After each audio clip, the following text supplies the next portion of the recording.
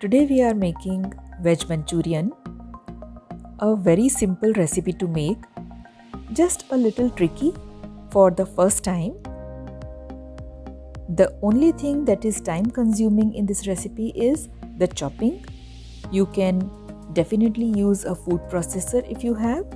I'm going to show the chopping on board here.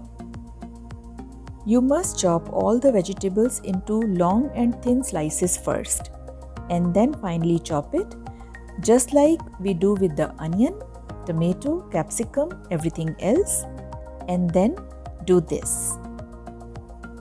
If the vegetable pieces are bigger in size, you will need more flour for binding, and also the shape will be little rough.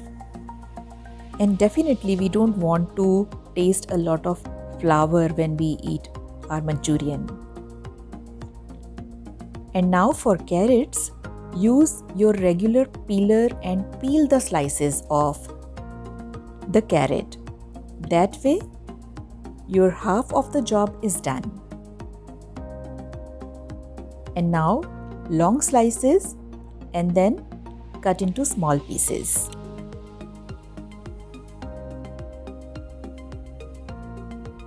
And again, apply the same technique to chop it really fine.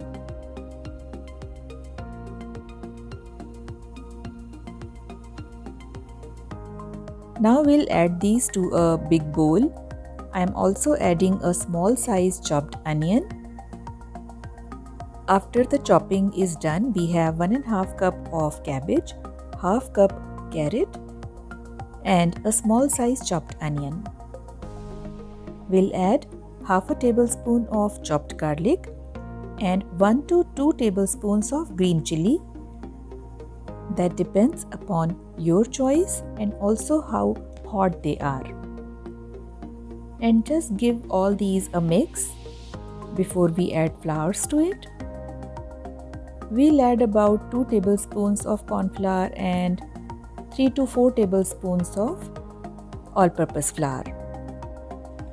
Now I have already kept the oil for deep frying on the gas for heating, because the moment we add salt to this mixture, the vegetables leave moisture and we don't want it too soggy or too wet, because we want to avoid adding too much of flour. So the oil is almost hot now. We'll add about a teaspoon of salt. There is no need to add water to it. Just keep mixing it and the vegetables will release enough moisture for binding that we need. As we are mixing it with the spoon, the whiteness of the flour is going. Just give it a minute and then mix it with your hand. Give shape of Manchurian balls and deep fry them in hot oil or medium hot oil. Don't fry them on low flame.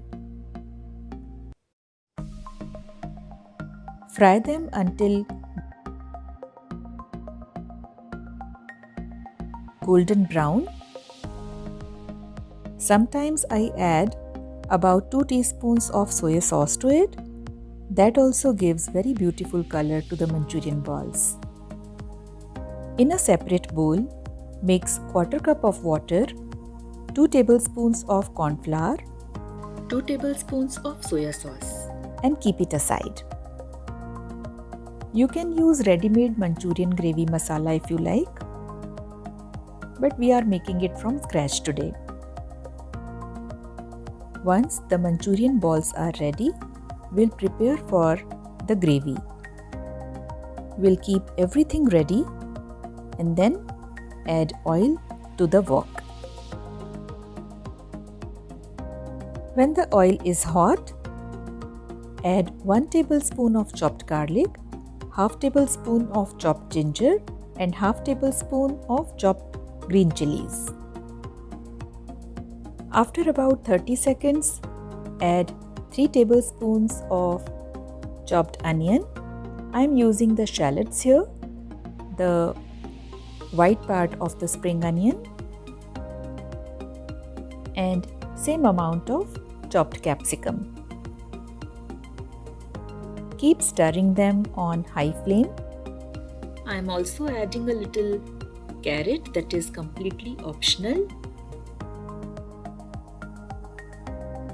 Add 1.5 cup of water. I am using hot water here, and also the corn flour mix that we prepared.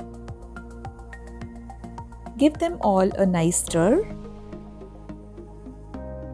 As the water is hot, it will quickly start boiling. I am adding red chili sauce directly with the bottle. It's about half a tablespoon. Keep stirring the gravy because we want the gravy even. There shouldn't be any lumps of corn flour in there. Add salt and black pepper powder according to your taste. And once the gravy starts boiling, add some greens of spring onion and the Manchurian balls. As we add Manchurian balls to the gravy, it will become slightly thick and perfect. If the Manchurian balls are perfectly prepared, they will remain good in shape and tasty until they are finished. If the Manchurian balls are too soft for any reason, just add them at the last minute while serving. Ours are just perfect. Nothing will happen to them. Serve them with Hakka noodles or fried rice. We have Hakka noodles here, a beautiful combination. You can follow the recipe of Gobi Manchurian to see how you can prepare dry veg Manchurian with the same Manchurian balls.